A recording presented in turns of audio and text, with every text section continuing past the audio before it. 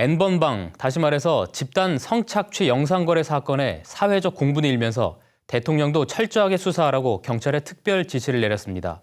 그렇다면 이런 디지털 성범죄가 근절되지 않는 이유는 뭘까요? 서창우 기자가 짚어봤습니다. 지난해 9월 20대 남성이 텔레그램 대화방에 여성들의 신체와 성관계 영상 등을 유포하기 시작했습니다. 이 남성이 개설한 대화방에는 석 달 동안 8천여 명이 모여들었습니다. 결국 이 남성은 불법 동영상을 온라인에 유포한 혐의로 구속돼 1년 2개월의 징역형을 선고받았습니다. 이보다 앞선 8월에는 40대 남성 2명이 온라인 사이트에 음란물을 퍼뜨린 혐의로 구속되기도 했습니다. 현행법상 촬영물을 유포하면 5년 이하의 징역 또는 3천만 원 이하의 벌금에 처하게 됩니다. 하지만 이처럼 디지털 성범죄를 저질렀다 해서 무조건 구속되는 것은 아닙니다.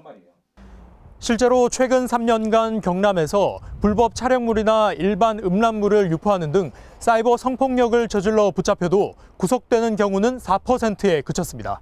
법규에 규정된 형량 자체가 조금 대부분 좀 낮습니다. 그래서 이 구속 요건도 좀 까다롭고요. 구속되는 사례도 다른 범죄에 비해서는 조금 낮은 경향이 있습니다. 설사 구속이 된다 하더라도 징역형으로 이어지는 경우는 더 낮습니다. 여성가족부에 따르면 디지털 성범죄를 저지른 피의자 100명 가운데 6명만 징역형을 선고받은 것으로 나타났습니다.